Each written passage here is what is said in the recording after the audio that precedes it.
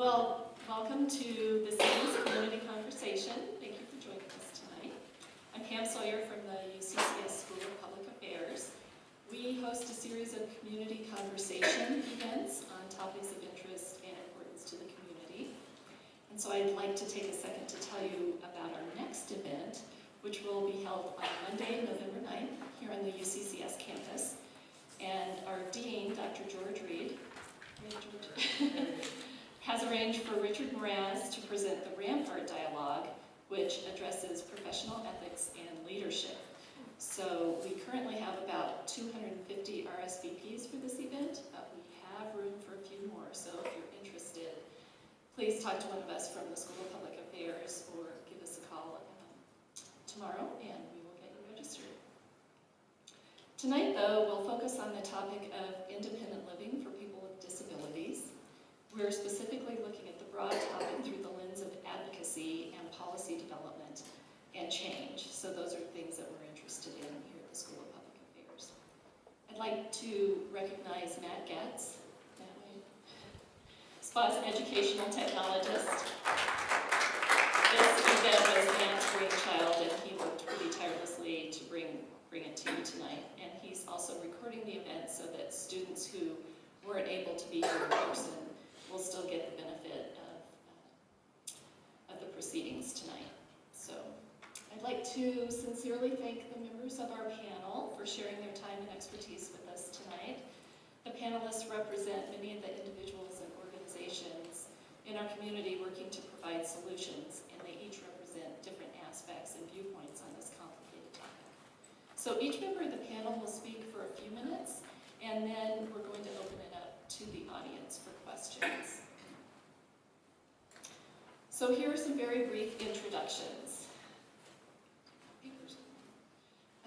Starting over here on your left is Billy Allen. He's been volunteering with the Independent Center Board for the past 5 years. Billy is a lifelong deaf professional with a concentration in cross-disability, special education, and limited English proficiency policy, legislation, and program development.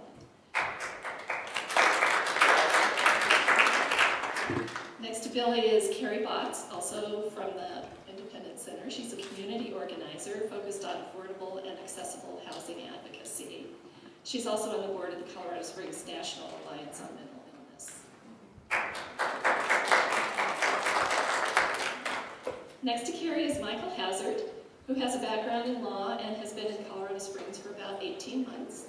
He works and lives with people on the streets, and he's a founding member of People's Access to Homes, a community organization that promotes people's rights to homes and creates housing solutions in the Pikes Peak region. Next to Michael is Andrew Winders. Did I say it right? Thank you. A rehabilitation counselor with the Colorado Division of Vocational Rehabilitation, Office of Community Access and Independence.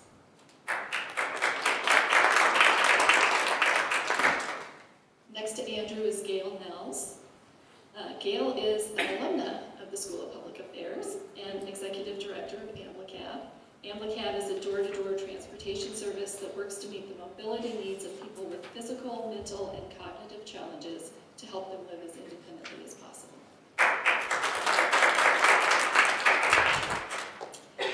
And Maggie Sims is a project manager for the Rocky Mountain ADA Center based in Colorado Springs. The Rocky Mountain ADA provides information, technical guidance, and training on the Americans with Disabilities Act for the Center's sixth state region.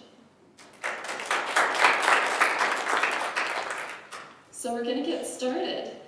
Again, each panelist has a few minutes to share his or her insights about how citizens, government, and nonprofit entities collaborate on advocacy, policy change, and policy implementation. So I'm going to turn the mic over to Billy. Stay here. I got a little PowerPoint thing. I'm microphone impaired, so I don't know if I know how to put it close enough or not. Good? You're good. Okay, I'm deaf and doorknob, so if I don't look at you guys asking me questions, don't feel insulted. I'm looking at my ears right over there, so I can see what's happening. They're nice looking ears, so better than mine. But anyways, I'm Billy on, and it's good to meet you all. And I'm just going to give you a quick skim overview on the history. That's what's been happening back then, where we're up to now. Real quick skim overview. I'm very careful not to step on their toes with the stuff they have, because they got a lot of stuff they can share with you, and I don't want to get into their stuff. And if I do, smack me. So, just a real quick overview here. For the years here, the first American Deaf School for the Deaf, there's 1817. That's when people started using sign language. You can see this right here. 1949, the first bill proposed for sterilization for the undesirable. So your person with disabilities, like me, President Lincoln signed a charter in 1864 for guys at university, but the name used to be called National College for the Deaf and Dumb. So kind of like a conflict there, oxymoron, because you're going to college, but you're deaf and dumb. Don't ask me how that fits in there, but it's now changed to guys at university. And then in 1880, this is also nicknamed the Milan Conference, where all the international deaf educators came together and decided to say, you know what, let's not use sign language anymore, and start using the oral method and get rid of the deaf teachers because they can't speak. So we need to speaking teachers who can teach people who are deaf how to speak properly. So that kind of caused a ruckus for the deaf community there. Might be an understatement. And then here's where it was sterilized, and folks out here, they weren't determined that was constitutional. I don't know if you guys will think about that now, so that's a little bit different these days. Boundary Board of Education, you guys heard that before, the segregation issues and stuff, where people were taught to get in the same segregated class, they weren't allowed to integrate with other people. And then the Civil Rights Act, that's where the beginning of things started changing for the good. And the light bulb went on in people's head at that time, and that's a cool thing, you know, start shifting the mind and mentality, and then it got into the war stuff. Now this year, you've heard of the IDEA, NCLB, the Individual with Disability Education Act, No Child Left Behind, and all that stuff. This is what really triggered it, really, in 1965, ECA. It's kind of like a pre-trigger right there. And when they started doing that, they started formulating committees out there throughout the United States, and they started going, wow, we've been neglecting all these other folks out there.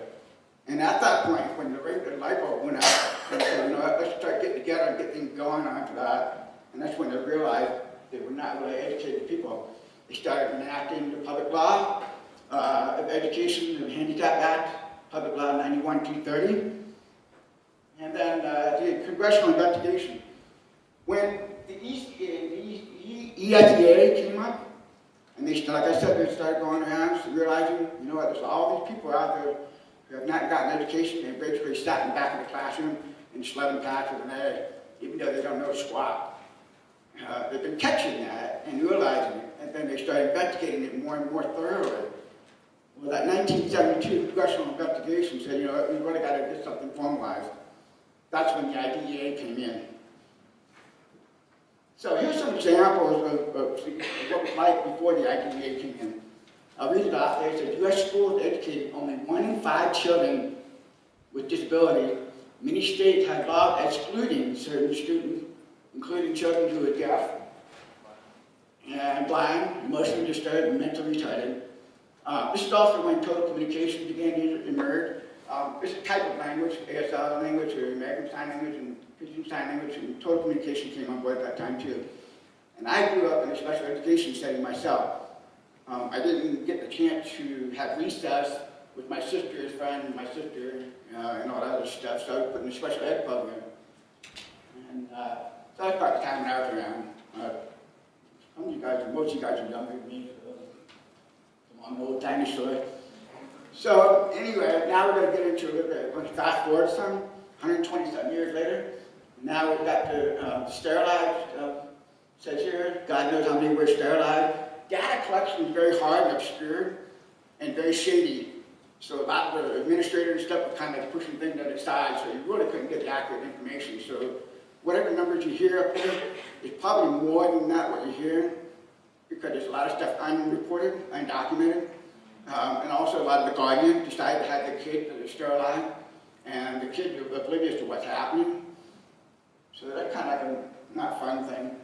And then when the 21st century came around, all the states said, you know what, let's get rid of the sterilization law. It is not constitutional, it's unconstitutional. We're sorry about that. 120 years later, it's told them to figure that one out. So that's a little bit long. Better than never, you know.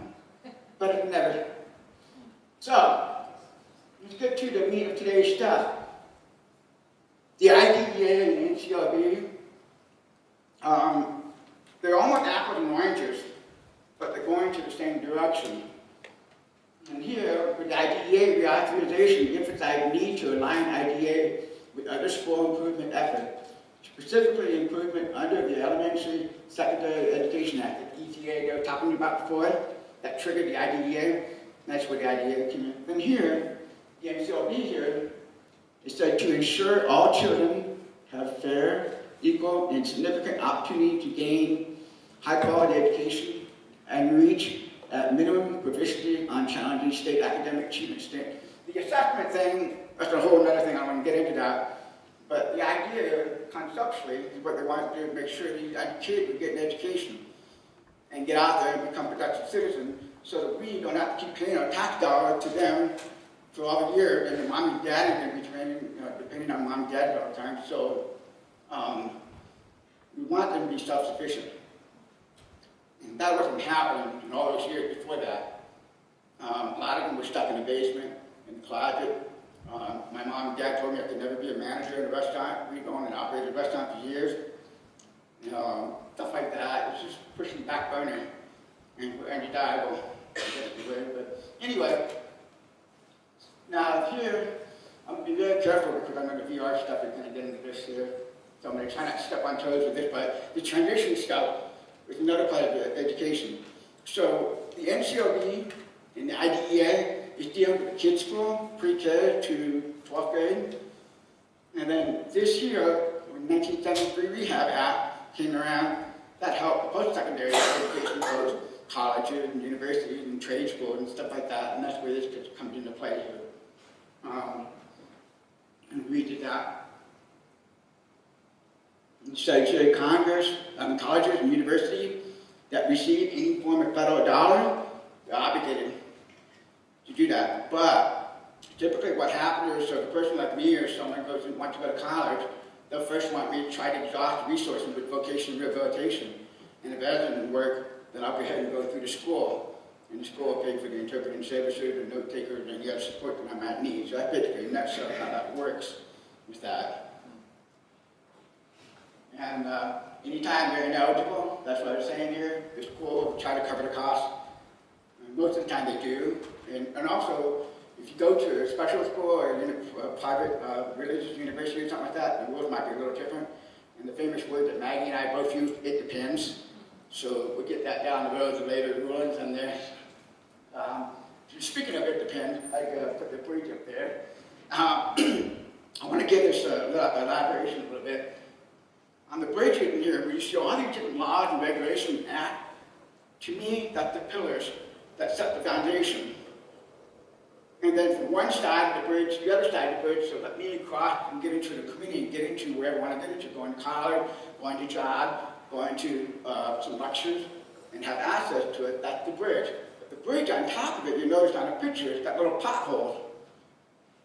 And the potholes, because the language of ADA law is shady, and it's really bumpy, so it depends. And the pothole illustrates the fact that it's not so clean and simple. For instance, the 64 Civil Rights Act, 1973 Rehab Act, the language is clear, black and white. There's barely any loopholes in there. But when you get into the ADA law, there's some gray areas in there, and it depends. So it's not clear, it's simple. And that's why I have that illustration with them.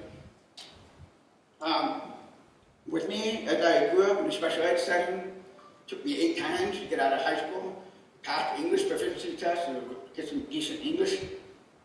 And I wasn't too good at it, so now I've got a dual master's. One of my masters is administration, policy, and planning, and I get involved in a lot of legislative stuff. And then the other master's I have in social work and government law. And to my wife. She said that boring stuff, because like watching paint dry on the wall, reading policy and stuff, I like that. That's my bathroom reading, policy. Okay, I don't know what year's on that one, but that's pretty much my background there. And I've been involved in helping develop legislative bill, getting into policy development, and I also, right now, do consultation work with businesses around the United States. And I help their businesses set up onboarding orientation that complies with the Office of Civil Rights, the United States Department of Justice, making sure that when you hire these people, you make sure that they educate them. Look, if you got a deaf person come in, you got a foreign language speaking person come in, you got a person who's used to wheelchair or blind, this is how the rules work. And I help develop a curriculum for that, so that's what I do now. And yes, I'm on the board of the IC. Thank you.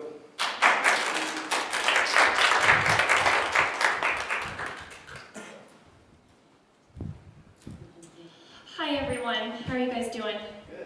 Good. My name is Carrie again, and it's such an honor to be with you guys tonight. I actually used to work in the School of Public Affairs, so this kind of feels like coming home tonight. So thank you for coming out and for investing time in learning about this topic. And at the Independence Center, we're a nonprofit organization here in Colorado Springs, and we exist to empower people who live with disabilities, to help people achieve independence, whatever independence means to them. And as a community organizer, I have the really fun role of assessing the community for barriers that exist in our social structures or in our systems that really act as roadblocks, preventing people from achieving the life that they want to have. And then the other side of that role then is to go back into the community and to develop initiatives from the bottom up that create the change that needs to happen. And the bottom up piece of that is very, very important in community organizing. One of the philosophies that is central to community organizing is that when public policies are developed, specifically and especially policies that are seeking to address social problems, the people who are closest to those problems have to be at the table. So whether we're addressing housing or transportation or healthcare or whatever it is that we're addressing, it's so vital to that public process that people who are close to the problem are at the table. And there's a lot of reasons for that. I think one of the biggest reasons is that we have to include people who are going to be most directly impacted by that policy. And oftentimes, people who are closest to that problem are experts in that problem because they're living with those barriers every day. And because of their positions that are often outside the system, they have a really unique perspective and a clarity on what are the barriers that need to be addressed. And often some of the most innovative solutions come from outside the system. So it's very fun being a community organizer. My partner in crime is in the audience, Courtney Stone. And so last fall, our department decided to take on affordable and accessible housing as an issue that, as a department, we wanted to commit to. And I think if we take a step back and think about our own lives with regard to housing, most of us don't think twice about coming home every night. And if we did, we might be able to reflect on how difficult our lives would be if we didn't have a safe, stable place to come home to every night. A home for a lot of us is that bedrock that sustains our ability to do everything else in our lives, our ability to go to work and raise a family and participate in community activities and even get through the hard times in life. For a lot of us, our home is our haven where we recover from illnesses and disabilities, where we recover from traumatic events. So one thing that we learned when we started talking within the disability community, the folks that we serve, is that there are literally thousands of people, just in the Pikes Peak region alone, that don't have access to affordable and accessible housing. And these are folks who are fighting and working and struggling so hard to come out of the cycle of poverty and come out of the cycle of dependence on others.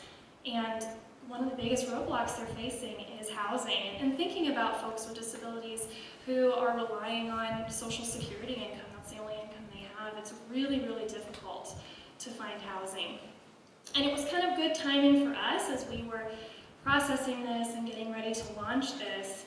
El Paso County and the City of Colorado Springs released a very comprehensive housing needs assessment last fall that really confirmed that yes, there is a significant housing deficit in our region that has to be addressed. And so we took that needs assessment and learned from it and decided to do our own needs assessment. And I was intentional about using a qualitative approach to learn about this because I wanted to understand housing barriers and needs from the perspectives of people who are living with them every day. And so we went out into the community and we talked with 100 folks in focus groups and interviews and community forums, and we listened to people's stories and we drew out the barriers and the needs that they were experiencing. And we asked everyone to give us ideas for what are some solutions and what are some potential advocacy directions that we could take on. And I have to tell you, that process really changed my life and opened my eyes to a lot of things that I didn't know before. There were people from all different walks of life that came out to talk with us. I mean, we talked with single moms who were living completely without shelter. We talked with people who were living in nursing homes and isolated and segregated in that institutionalized environment. We talked with domestic violence survivors. We talked with people who were living in affordable housing, but they didn't have access to public transportation. Or they were living in a neighborhood that was really unsafe, kind of a low-income neighborhood. So, as you can imagine, we learned a lot listening to the folks who were part of this needs assessment process. And I'm not going to take too much of your time going through the findings that we learned, but if you are interested, I did bring a few copies of the report that really outlines all the themes of what we learned from those folks. And that report's also available on the website at theindependencecenter.org. And the other really cool outcome that came out of this process, if you can imagine thinking about the sort of people that would come out to a focus group about affordable housing. And just a side note, a lot of times when you do these sorts of research projects, you offer incentives for folks to come out. You give them a gift card or something. And we offered food at all of these focus groups, but we intentionally didn't offer incentives because we wanted to attract people who really cared enough about the larger community around them and about housing solutions that they were going to put themselves out there and volunteer their time to have a conversation about this. And so one of the cool things that happened is that some really amazing leaders started to step forward in this process who really wanted to take on the advocacy work that needs to be done. And so that happened this summer, and we formed a group called People's Access to Homes. Michael's one of the founding members, and he'll talk a little bit more about it. So this is a grassroots community group, and we exist to advocate for housing rights and create housing solutions. And we quickly became very active in public policy. One of the things that we got involved with very quickly this summer was an ordinance that the city has been considering, and it's been in the news a lot. You may be familiar with it, you might not be, but it's called the No Sit, No Lie ordinance. Have you guys seen it? It's been in the paper a lot. Yeah, thank you. Yeah, it's one thing that's been neat to see out of this public process is how much civic engagement it's attracted. And it's really been a perfect opportunity for housing advocates to step into that catalyst, and use this attention to call out the fact that we have a lack of affordable housing that's causing homelessness in our community, and really call for long-term housing solutions. That's kind of a small window into what we've been up to with housing advocacy and people with disabilities. And I'll pass it off to Michael now. Thank you all for being here. I mean, it's an honor for me to be here and and nice to have an audience to actually be here. I grew up in the 60s. I know I don't look it, but I was part of the 60s revolution that went on, so I have it in my blood. I'm a Californian who's been all around, so I went to law school after the Army and represented mostly criminals.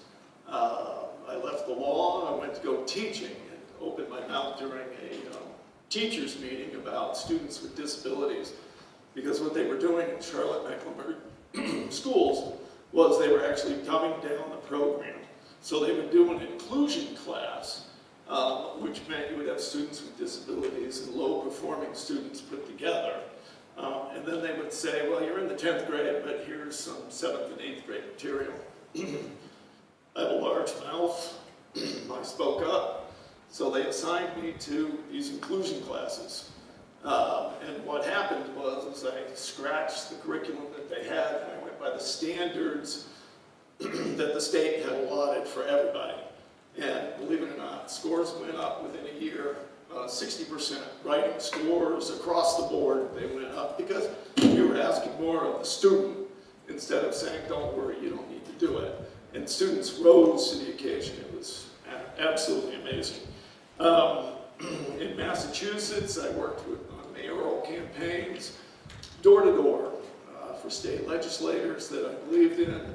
And the only thing I can tell you about advocacy is you got to get your fingernails dirty.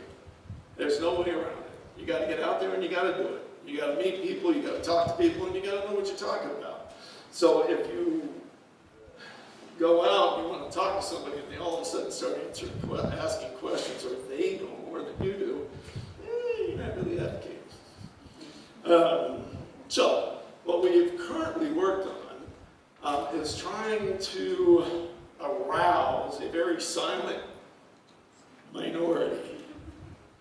One of our council members used silent majority, and we haven't gotten over it yet.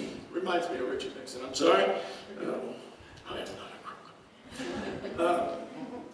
But you have to get dirty, and my goal is to, because of the sit-lie ordinance, what it says is that it's a crime to sit in certain places downtown. There's no way of getting around it. The city will tell you that that's not what it is. It's a safety measure. Well, as far as I'm concerned, I've sat on the sidewalk before, and I never reached any safety issues. I guess you could fall over, but my opinion is you're closer to the ground. You know, you go over, it's, you know. So it would make it a crime to sit downtown. And what we did, the original punishment for such a thing was $2,500 plus 189 days in jail, and there's a reason why there's 189, not 190. It has to do with getting out. And probation. And it wasn't or, it was and. So a judge who can give you all three for sitting downtown. The other object about, or the other problem with the sit-lie ordinance is they're targeting a specific group of people, and they're blatant about it. The mayor said, I want the homeless out of downtown. The pictures they use to support their effort are people who look similar, like they don't have a home. So they've done everything they can to target a specific group of people. And the problem is it's not just those folks who are affected. You get tired. I mean, it says you can't bring a chair. I'm sorry, but how does he not bring his chair? And no offense, but if you can't bring a chair to sit, I mean, we have some problems about people with disabilities, the homeless. So we rallied. We ran around to people who were homeless. We gave them handouts. We said, this affects you. This is your issue. And we asked them to show up, and they did. And a bunch of other groups and advocacy programs showed up. I mean, this is politics at its basic. And they said, don't do this. This is horrible. Don't do this. And actually, city council backed off. They changed the ordinance, $500 fine. And they're going to put cages around the gardens where they don't want them to sit. So you can't sit on the planters anymore, eat your lunch or smoke a cigarette or whatever. They've now changed it again because of opposition. It is now tabled until January of 2016. So if those aren't victories, I don't know what is. And that's how it's done. We went out, we reached out to people, and that's the interesting thing about what the Independence Center has done here. You know, when I first started to tell people, hey, you know, we're working with the homeless, we're working with Sit Live, we're working with disabilities, we're working with affordable housing, and people said, but it's the Independence Center. We're like, yeah. And what they have done is they have effectively broadened the spectrum and said, you know, it's a variety of people. And you know what? Disabilities aren't always visible. I have my own issues. One of them's not talking in public. So, I mean, when we talk about advocacy and policy change, that's how it's done. That's how it's done. And, you know, I don't know how else to do it because we have gotten caught up in cell phones and TV and serial TV and I don't know. But what happens is people sit at home and then they say, well, why do we have this law? And there are people who just don't know about it. So we beat the streets and sometimes we sleep on them. Thank you.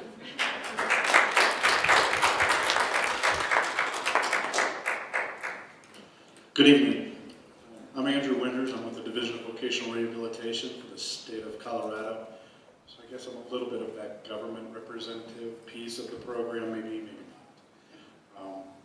Our whole program, and I'm going to sit down. I've got a bad knee. If I stand, I'll probably fall over. Our program is designed to help individuals with disabilities gain employment. That is the essential function of what we do, why we exist, and why we've been around for a long time. We have several programs that we work with, and special disabilities, different disabilities. We have vision, blind programs. We have deaf and hard of hearing programs. We work with just about any disability that anybody can possibly imagine. We've had mental health contracts with community mental health programs. Work very closely with many of the individuals that are sitting with us tonight for the advocacy aspect. And the true advocacy aspect of what we do and the policies and procedures that govern us from the feds and from the state is that individuals with disabilities want to work. They have the right to work, and most of them enjoy working. I've been doing this for about 20 years. I don't show my age either. And I've been on both sides of the table. I've been on the private side. I've been working for other entities, and then I came and worked for the state, and I've been with the state for about 16 years. And it's an interesting concept to see the changes and see what people go through in their lives and things that they struggle with. Transportation, one of the big, huge issues in our community, and that I would say a very large percentage, I would say maybe 90%, but then again, all percentages are made up anyway. Go very well. It takes a little time to think about it. Many people that come into our office, is one of their big barriers, is that transportation piece. How am I going to get to work when there isn't good transportation? The bus systems, some of the other things that are available to us or not to us. A lot of people in their first-time jobs or jobs that are available to them maybe on evenings and weekends. Big transportation issues. We will help people try to navigate these things and advocate for them. And we have people in our office that sit on certain transportation boards and are involved in those things. And that's very important. We all take for granted some of our access and how we get around and things like that. We drive, or we take the bus, and we're very comfortable with it. I just recently got back from Boston. I was in a little town up north called Gloucester, that maybe some of you have heard of. And the transportation up there, you don't want to drive or be in a big bus going through Gloucester because there's no room. But still, the access that people need to have can be a challenge, and it's a challenge really for the city of Colorado Springs.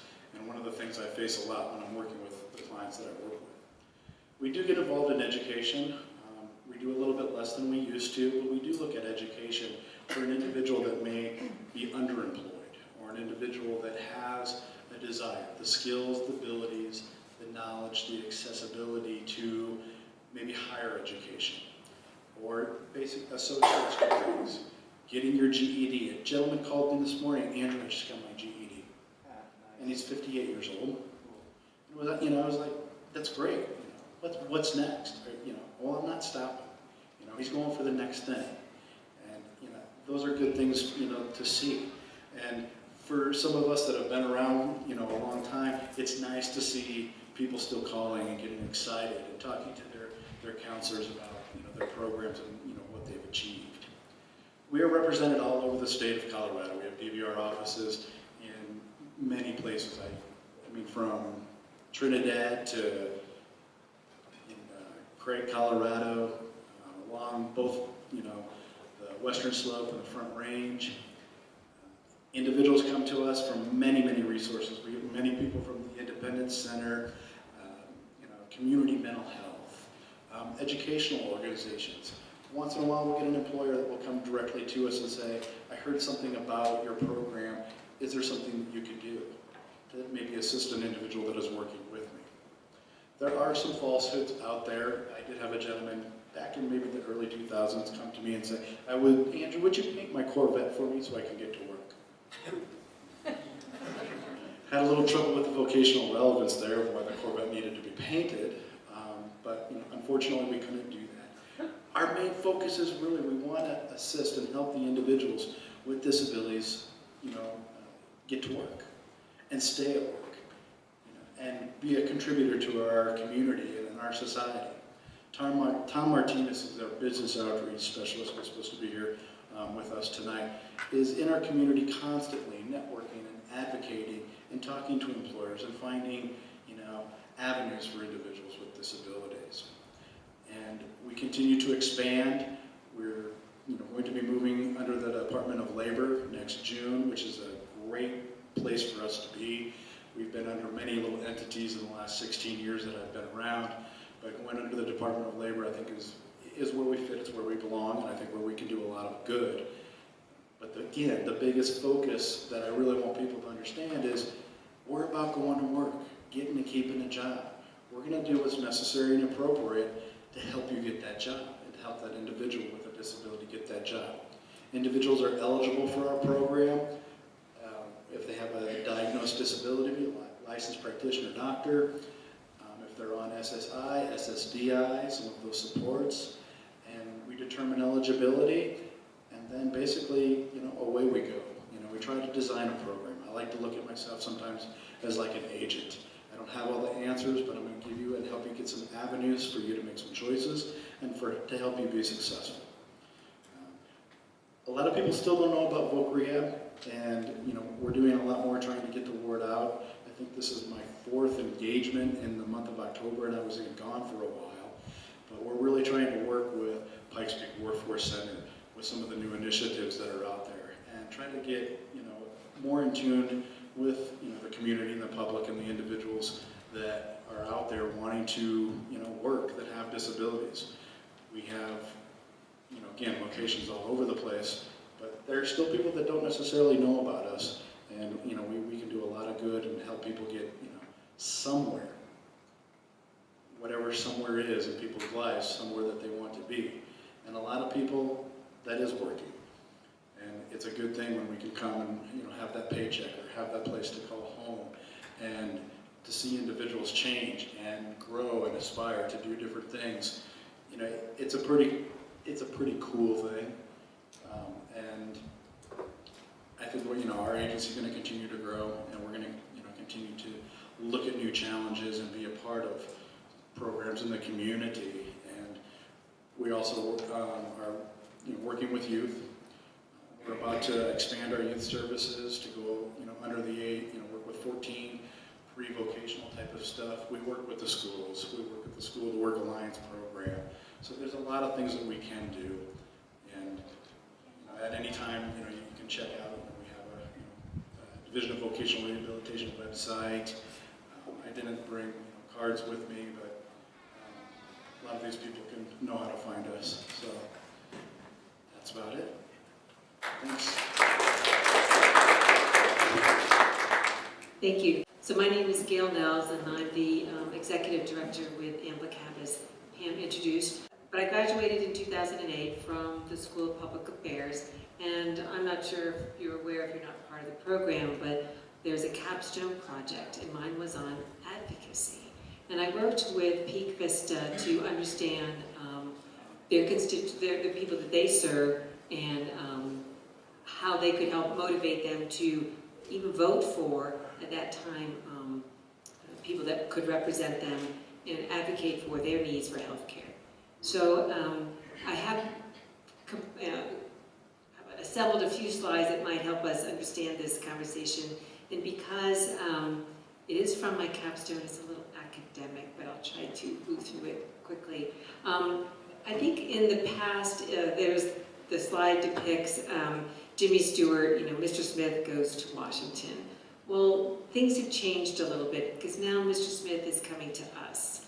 You are this grassroots organizations, this advocacy, and civic engagement is really what's happening now. Okay. Any idea? Side button, press the side button. Side button? I am really challenged. That one? Okay. So we wanted to, as I was going through this for the capstone, civic engagement and advocacy can be looked at from two, prisms, and that's a participative democracy and a representative democracy, and how we advocate in different ways. And so what a lot of the, on the dais here I've talked about is more of a participative form of democracy and advocacy, but there's also, of course, the representatives and who we send to City Council, to Denver for the state, and then, of course, DC. And there's some examples in the pictures around for those on the stage. And so, but there's of course, positives and negatives to each kind. And I think what I remember in some of my classes here at UCCS was a representative democracy and advocacy was really kind of an easy way out. I didn't have to think too much of it. It was easy for these experts that we elected to make all these decisions. And I think that's kind of an older model. And now we're moving more into this participative advocacy and democracy, but it requires us to think a little bit more and to be more active and to take into account all these different voices. And that's harder. It requires more time, and I'm not sure if since when Jimmy Stewart went to Washington, we have more time than he had. Another thing that I think is really important is there was a framing of advocacy, and it really was around the civil rights era and the passage in '65. There's this seminal article written by Sherry Arnstein about the ladders of civic participation. And in the bottom of the ladders is kind of a very token way to understand what the community wants and needs. We almost got to tell you what you want. We're educating you what you really need. And then we go up, and kind of in the middle, I think of these as there's advisory committees to like the Council of Governments or to City Council or even at the state level where they've assembled a group of people that are concerned citizens, but the fact is, are they really influencing the result of the policy? And then, of course, the ideal is where we're up there, and in fact, I think we are moving up the ladder. And it's quite encouraging, really since '65 to 2015.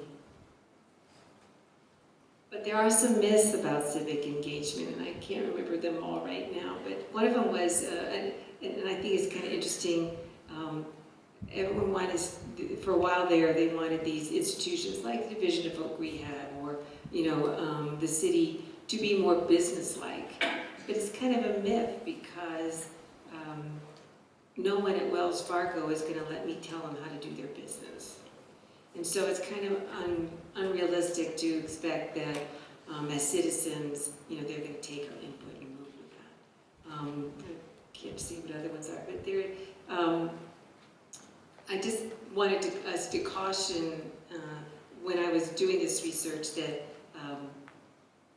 there are a lot of misconceptions about what's happening. And I think there's another example on that little graphic there about once you are advocating and you are in the community, well, then you can also polarize the community, and you can then encourage an opposing group to be just as active and vocal.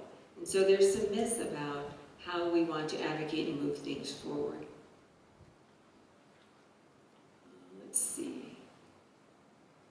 Well, I guess the big policy influencers right now, and we think about the lobbyists, and I've had some opportunities in the past few years to work with some lobbyists, but they're educators for a lot of our elected representatives, and they do have a role. They are kind of important. Nonprofit organizations that you've seen up here, we are a lot of times the, I guess it's the voice of those that don't have a lot of voices. We add some legitimacy and a way to organize the thoughts as like an independent center and community organizers. And so it's legitimate. And I included a few slides here from when I was working with Peak Vista back in 2008 on this capstone about what some of the impediments to them participating and being advocates. And one of them was like, where do you get your news, and how are you educated about issues? And all I could, when you see this big one on the television, and I don't know about you, but whenever I'm watching the TV and how I'm getting my news in that 30-second soundbite, I'm like, but what did they say? And so that's who we're sending to this representative democracy and engagement. It's a really shallow way to be educated, and that's why it's so important that now we have people out in the community educating others.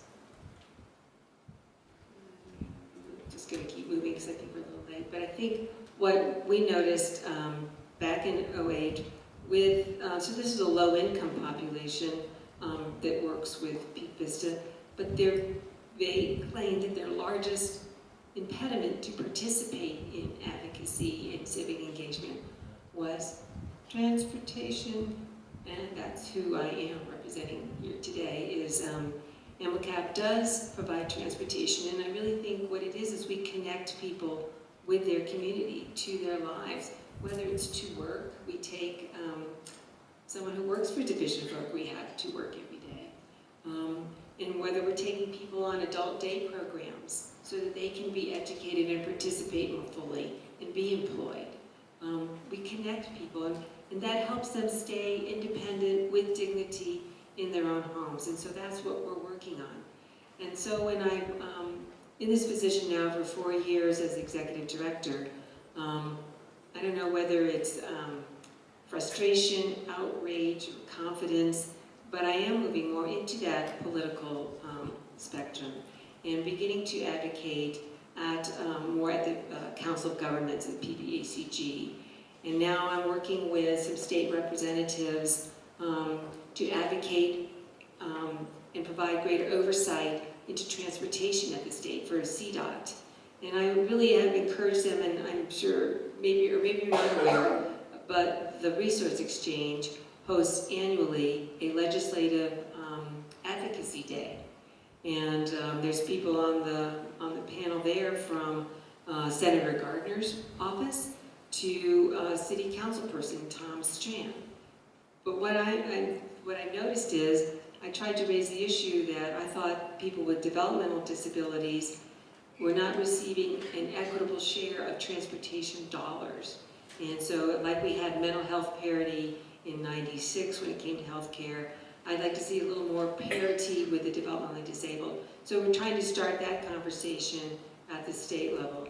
And then also this year, I was fortunate enough to go to Washington, D.C. with a transportation group, at a state group, to advocate to, would you please pass the transportation bill and the highway bill?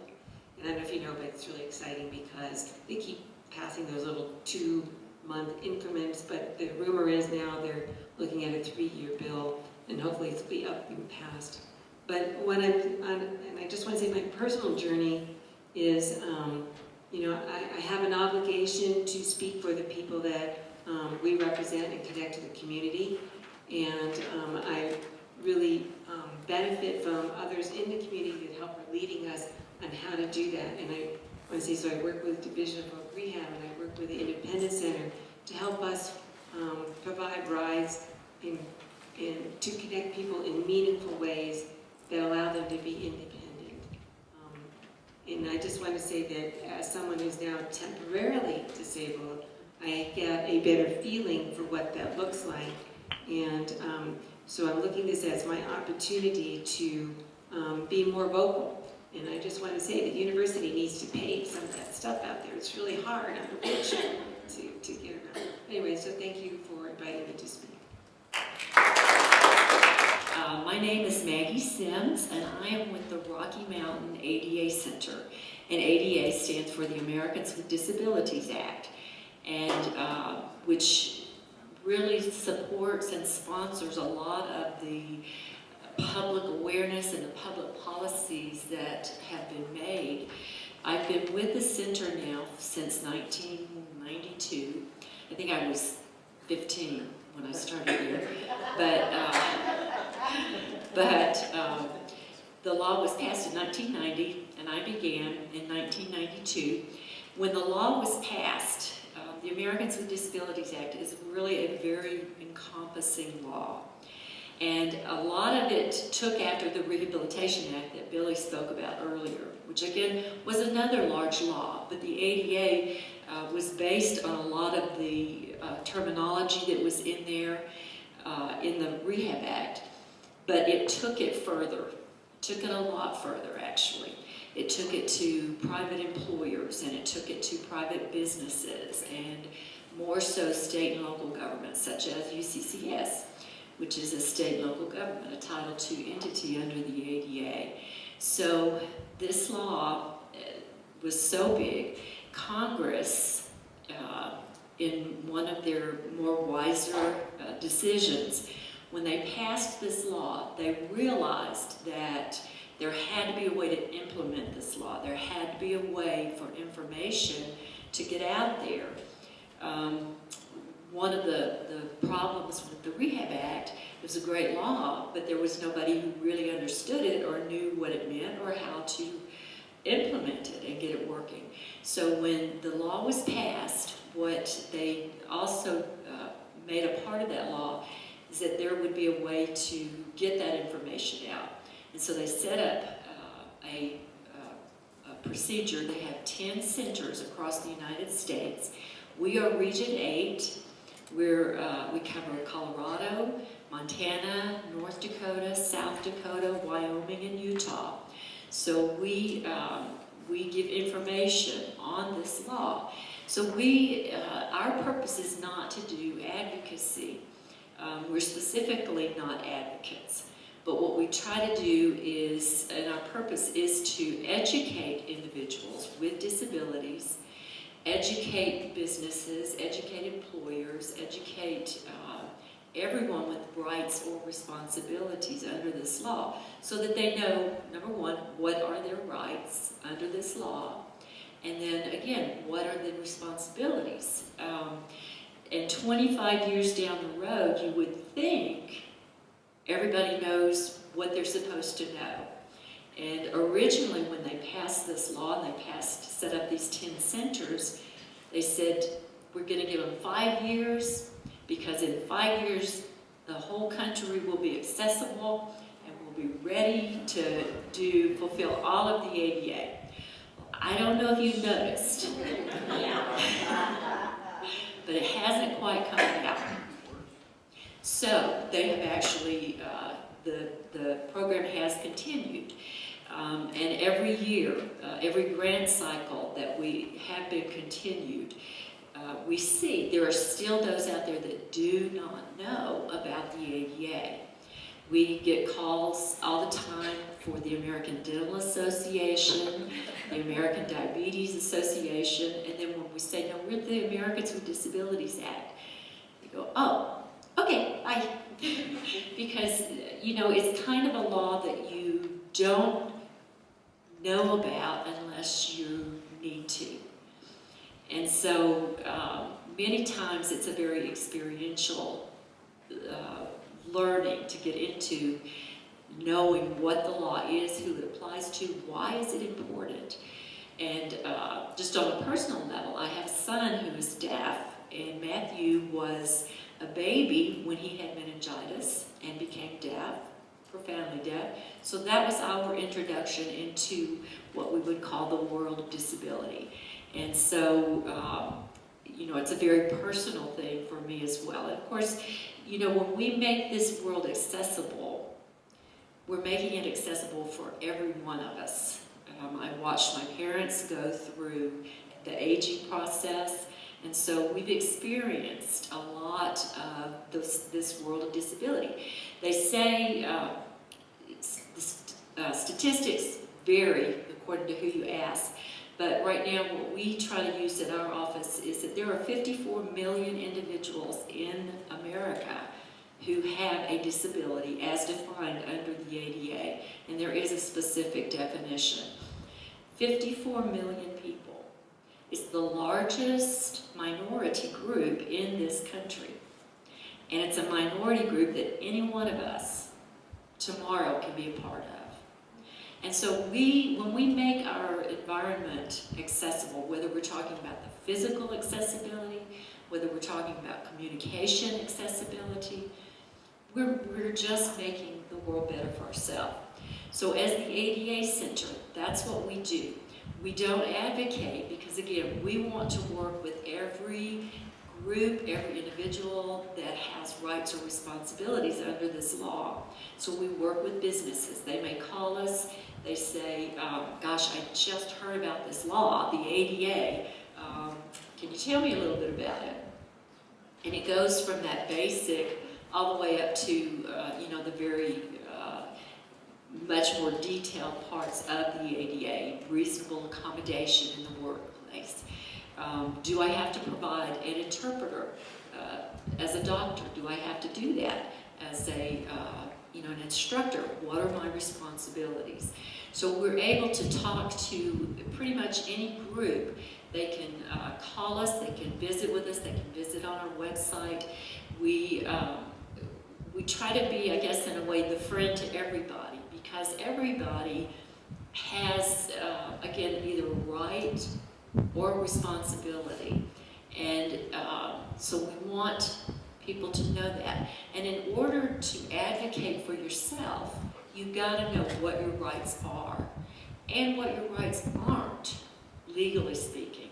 And so that's what we do at the ADA Center. We do lots of trainings, we do lots of presentations, we have materials, and within our 10 network group, we have put together a lot of materials, a lot of information that's just very, very helpful. I meant to bring some tonight, and I walked right out of the office and left them right there on my desk, so I apologize for that. But you can go to our website. If you call this number, it's an 800 number, 949-4232, and that number will actually route you automatically to your center. So if you're in California, you'll get your center, which is actually in California. That's our website. And it's actually changing on, sorry, I don't know. I'm losing things. Oh. Our website is actually changing, and so it will look a little different if you go on there next week, hopefully. But that is our website. You can go on there, find lots of materials, information that If you're a person with a disability, maybe you have a service animal, we've got some great handouts, some pocket guides that maybe you're going into a business and they stop you. What can they ask you about service animals? What can they not ask you? Where can you go with your service animal? And what is a service animal? These are all questions that we get almost daily. And so we've got materials that you can use. We can mail them to you. We have some sign language posters with, you know, one of the most handsome models, who happens to be my son. So we've got lots of those. Most everything we do provide is at no cost. Sometimes we do charge for trainings for our travel. But feel free to give us a call, give me a call, or an email, and I'll work with you to get what you need.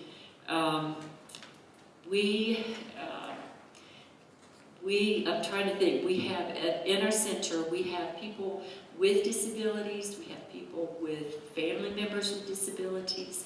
So we're also very diverse, and we have specialists in almost every area.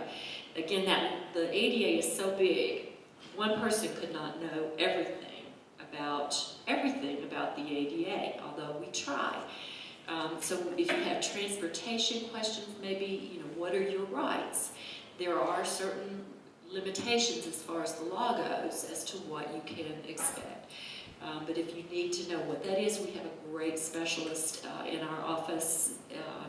And again, architectural specialist, communication specialist, anything. So feel free to give us a call. Our number is up there. It's 800-949-4232. And the website for now is adainformation.org.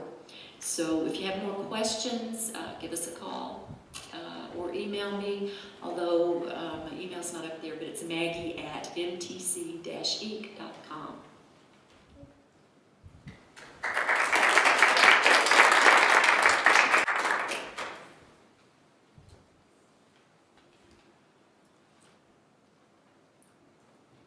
Okay, so we have time for some questions for the audience.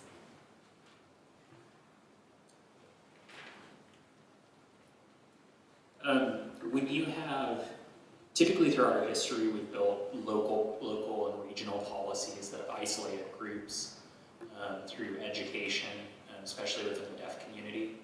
How do you build advocacy within those groups and give them voice and expression when there isn't a source in that particular community?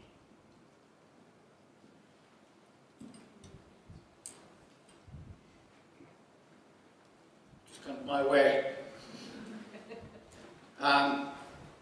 That's a good question, and it's often challenging, but the first thing is education. Like she was saying, you got to know your right and their right first. And doing that kind of advocacy on a local basis, like you would know, obviously, it takes a lot of energy, and patience, and persistency. And oftentimes, I'm guilty of this. I won't do this by myself. So if we got the right team of people, I think that's a good start right there. And then you got the right amount of education and know what there and not there, and you can take it from there and build up. Oftentimes, if you're missing some elements to make things happen, a lot of people think, well, why did this happen? Because you didn't realize the element you missed. Like in one part, it might have been lack of education, where you didn't know that particular law was already existing. So I think the first thing to do is like you contact the ADA Center, or you contact the IC, and say, hey, look, this is what I want to do. I want to pursue this avenue. A lot of these entities in the community already have groups that are ready to hop on board and jump on the bandwagon with you.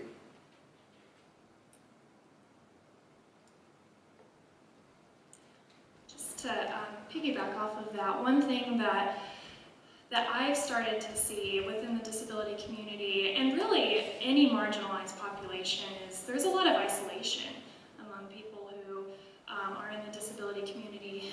And one cool thing about the process of that grassroots advocacy that I'm a part of is that we're building community among people who were once isolated, and we're inviting them out of isolation into a movement that really affects them and affects the community that they belong to.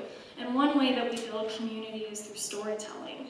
I think that that is one of the most powerful ways that we cut through our differences and we cut through those attitudinal barriers, you know, that might be contributing to isolation.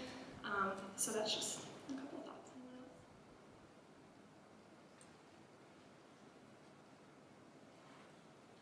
on that. My questions will go to the Independent Center.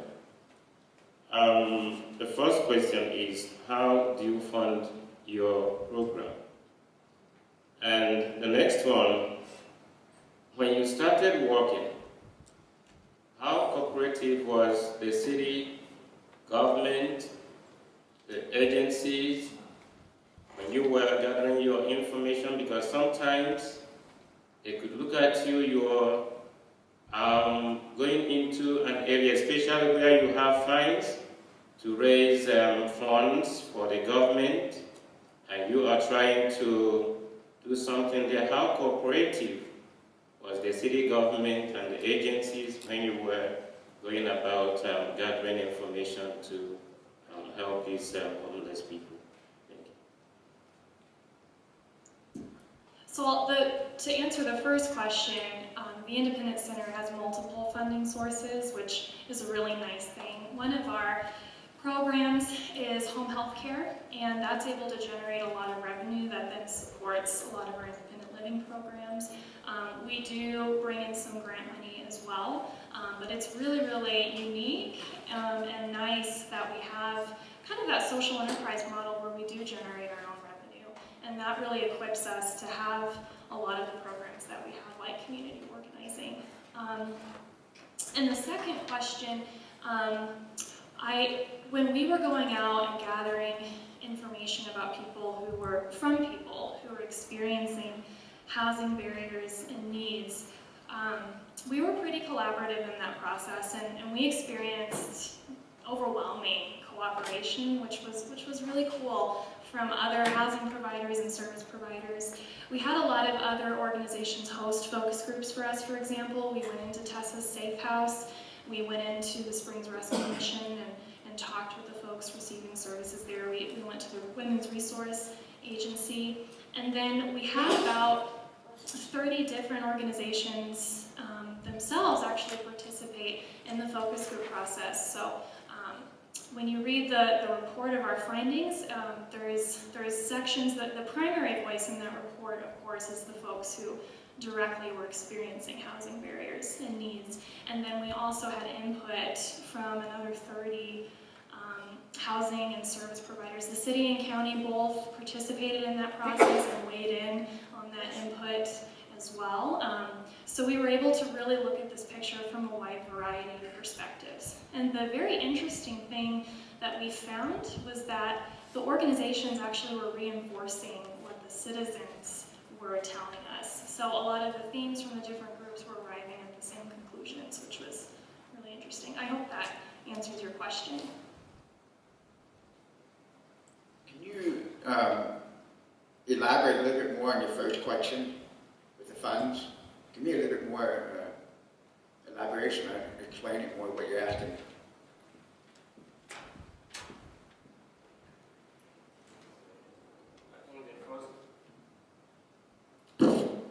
The first question I directed to them was, how do you fund your programs? And the other one was about the city, government, and the agencies, which she gave a good answer to. Okay, so you basically want to know how we get our funding into the ICD. Okay, we have a website and have an annual report, and it clearly outlines all the specific grants and programs, how much money of it comes in from there. And like she said, we've got the home health aid program. That's the majority of a chunk of money coming into the IC. The home health program is very large. One of the things about the independent living centers throughout the United States, there's over 365 IL centers around America. And they all provide 4 core services: the advocacy, systems advocacy, self-advocacy, information referral, peer support, and what's the fourth one? I forgot. I'm getting a brain fart here. It's the 4 core services, and we are out there to provide service to transition. Thank you. Got my headset on straight there. But yeah, we have a clear outline of what happened. But the interesting thing about the IC is that we cannot afford to run the IC with just the grant money by itself. We couldn't sustain this stuff. So we needed some outside source money, and that's where the home health manual comes in and helps it out a lot. Now, the second question is something I encounter when I try to get dialogue going on with different entities throughout the state, whether it's going through a government agency or a county agency or something, and I do encounter barriers. And a lot of the times, the agency, the state-run agencies, look at the IL Center, the grassroots people, and they kind of have that push-off thing to it. And we're not here to smack people upside the head and ask questions later, but we try to get a dialogue going. And I think we've been blessed here in Colorado Springs, because I've been around the United States and see all the IL centers, and here we've been blessed because we've got a good rapport going on between the IL Center here and most of the agencies and government entities around here, like the County of El Paso Sheriff Department, Department of Human Services, Department of Rehab. Excellent relationship building here. However, that doesn't happen in the other state. It's a little bit different over there, and sometimes they get that wall coming up over there. But here we've been blessed in Colorado. I'd like to add a few comments. I mean, sometimes, as I understand it, Vicki Skoog was on the NLCAP board. She helped found the Independence Center, and she's a quadriplegic in a chair as a result of an automobile accident, I believe back in the early 80s. So I think a lot of times things happen because she needed a place that could help provide the independence that she needed. And she was very successful. And I also think some of that was the community gained respect for her, that she wanted to be independent. She had to be independent. And I think, and also maybe the finding of the home health group was an offshoot of what she needed. And I think any governmental institution can appreciate that that drive for independence, that drive to be successful and to earn money, and then to not to look at the government to solve their problems. So I think it's also a personal story as to why they're successful. Thank you for bringing the name up. Was part of your question receiving opposition from like the government, the city? And what do you do with that? You fight back. You just keep going. You know, you try to get more people, you try to get more education. Persistence. Billy was talking about it takes a lot of energy and persistence. You just can't stop. And I go to city council meetings and I hear them all the time. You can tell that their mind is made up. Their mind was made up about the sit-and-lie ordinance. Well, now it's delayed. So and it's just because people keep saying, this isn't right.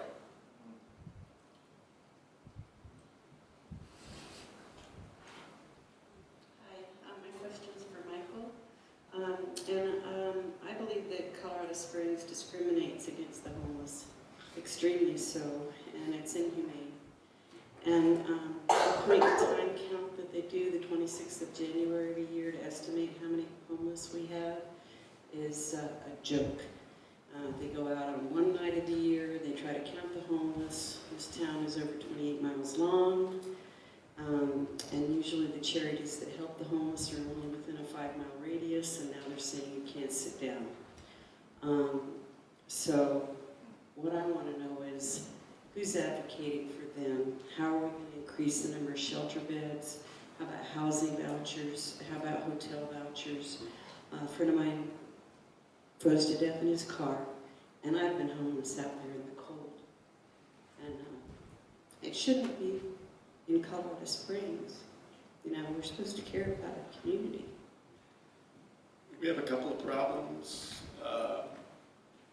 Actually, I'm part of the study. I wrote an article about being homeless. And what I've seen, it's not necessarily kind, but it's as honest as I can be. But you have a couple of problems. First of all, you have people who are making moral judgments. You don't look clean, you don't look right, so there must be all these other problems. People often judge people by group. businesses don't like people hanging out, and it's very difficult to try and say, hey, these are folks too. But I think that's what PATH is trying to do. It's not just the homeless. It's, what are some of the solutions? One of the things we did with the homeless was the shelter, the opening of the shelter. We submitted suggestions, we attended meetings to get the shelter open. And your point in time study, what's interesting is they say there's 200 some people on the street, yet the shelter serviced over 1,000 different individuals in the course from November 1st to April 15th. So that kind of tells you there's more than a couple hundred folks out there. And it's just, a lot of it's education, a lot of it's having people come out of the parks, come out of the shelters and show up at certain events. And I'm out there, so. But transportation is such an issue. They can get a voucher for clothing, but they have to go here to get the voucher, and they have to go there to get the clothing, and they can't. And then when they get there, there's no more clothing, and it's a huge problem. Those are issues, but in defense of Colorado Springs, I do not go hungry. I could do a fashion show for you. I have a nice pair of shoes, jeans. Matter of fact, I don't have anything on me except for my belt that I started with. And it's all from the Springs. The food's good, people care, there are a vast number of agencies. The problem is there's a gap. And the gap is, where do these people go? So I can get clothes, I can get food, I can get all kinds of services. Even eyeglasses. These are not my eyeglasses. I lost mine in a flood. So nice Ray-Bans too. But what you don't have is a house.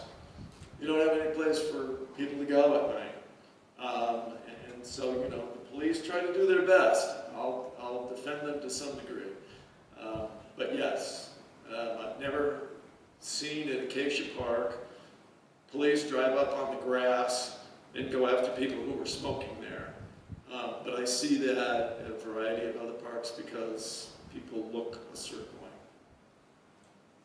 Does that answer your question? Kind of. Thanks, we have time for one more short question. Do you guys do any just data tracking, say Andrew, for you, for the people that you help, and 5 years down the line, do they have the same job? Do they move up? Do you keep tabs on people and just success rate and those kind of things? Just numbers? In various programs, we have different measures. We have different, things and measurements that we are, taking a look at. Successful outcomes is one of the biggest things that we are keeping track of. It also has to do with our funding. Outcomes funding, as we all know, sometimes go hand in hand more than we would like them to, especially when you're dealing with populations that are facing multiple challenges, as you've heard tonight. For example, we can take a look at the School to Work Alliance program, the SWAP program, where we're working with youth 18 to 26, youth that is in transition as well. Their program is usually monitored for about a year. Those individuals get off our radar earlier than that, but with the agreement that we have with the school systems, their program, if they've gone to work, the SWAP individuals from the different school districts will monitor their program for about a year. Other standpoints, we were having a conversation this morning.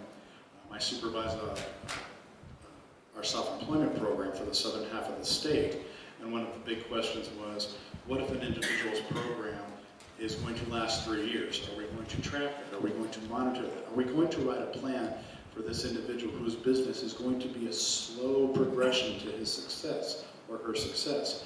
Will we take the time to do that?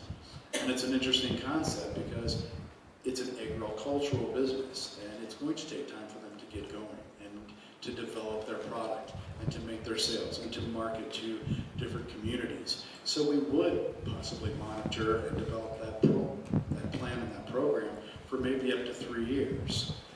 Our whole goal initially is once somebody gets a job and they're stable on their job, we're going to monitor that for 90 days.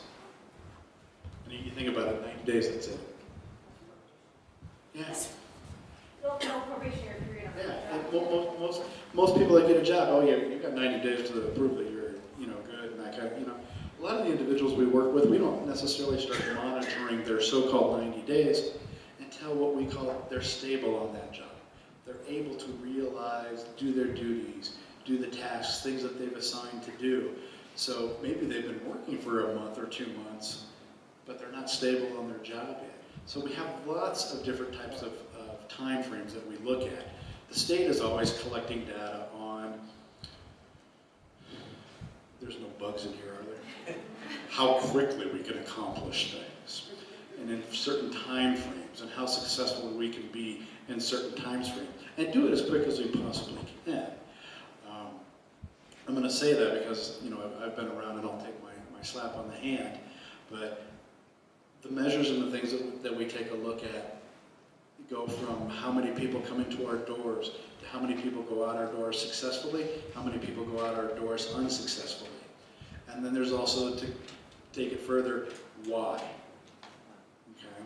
Those that are involved with Social Security, SSA and SSDI and SSI, those are monitored cases as well. We often get recommendations or suggestions or even inquiries from those governing bodies of where are these people, how are they doing, we're reevaluating. I mean, there's so many mad things that we, collect data on to try to make our program, better or swifter or sometimes even speedier than maybe we would want them to be.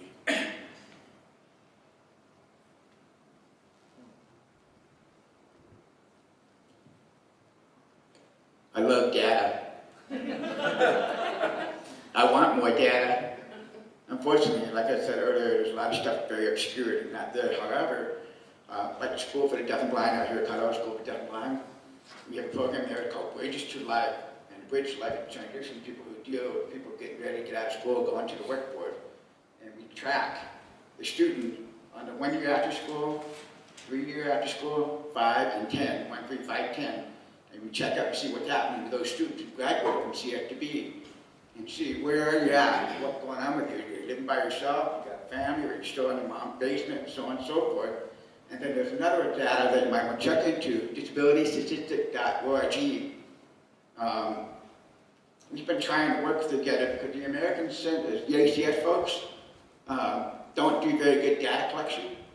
So the disability statistics at Cornell University in the Northeast area is trying to work together in collaboration, get better data and track it, and see what's happening with the people with disabilities. Are we making good improvement or are we not? Unfortunately, it's not out there, but we do have little data, like for example, people who are employable, have disability, and have degrees, and employable ages from the 18 to 55. There's 67% of us who are not working, and we have disabilities. Yeah, the unemployment rate in the United States is pretty nice and low, and getting 6% or below, that's cool. But people with disability are kind of high. But that data is also kind of obscure, so there's a plus and minus margin on there that can get about 10% on there. That is still pretty high either way you cut it. But disabilitystatistic.org, and call people up over there if you want some other data. They got a huge number of stuff they're trying to clean up. But there's a lot of variability in there because there's unreported stuff going on out there.